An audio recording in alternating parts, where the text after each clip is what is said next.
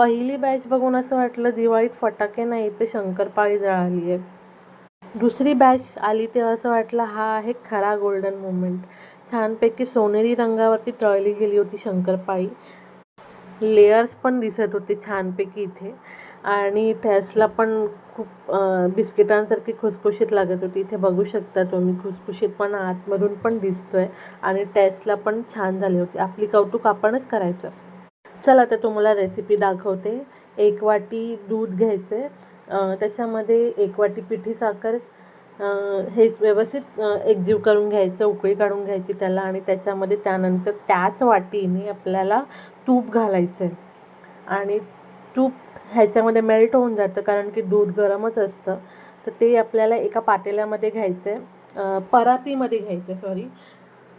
त्यामध्ये आपल्याला ही जी वाटी दिसते जी आपण सेम वाटी घेतली होती, इथे मी चिमूटभर मीठ पण टाकलं आहे आणि वेलची पावडर पण टाकली आहे.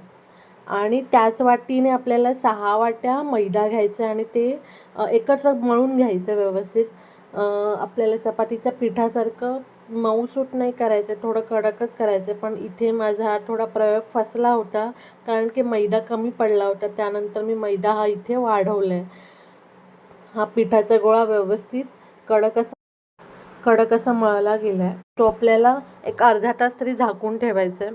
अर्ध्या तासानंतर आपल्याला पिठाच्या लाट्या करायला, जाड लाट्या अशा करायला सुरुवात करायची आहे. जाडसरच ठेवायचे, त्याच्यामध्ये व्यवस्थित लेयर्स दिसून येतात मग. आणि ते आपल्याला शंकरपाळीसारखे चौकोनी कापून घ्यायचे आणि हे तेलामध्ये सोडायचे. आता इथे पहिल्यांदा तुम्ही बघू शकता की तेल जास्त गरम होतं, माहीत नाही मला, कारण की मी पहिल्यांदा बनवते. तर पहिल्यांदा ही जी होती ती करपली आणि पण टेस्टला चांगली लागत होती. दुसऱ्या बॅचमध्ये मला अंदाज कळून आला की आता आपल्याला काय करायचं एक्झॅक्टली, फ्लेम कशी ठेवायची आहे. मी बारीक फ्लेमवरती तळायला सुरुवात केली आणि त्या मस्तपैकी अशा तळून निघाल्यात. बघू शकता तुम्ही, खूप छान दिसत होत्या आणि टेस्टला पण खूप छान लागतात.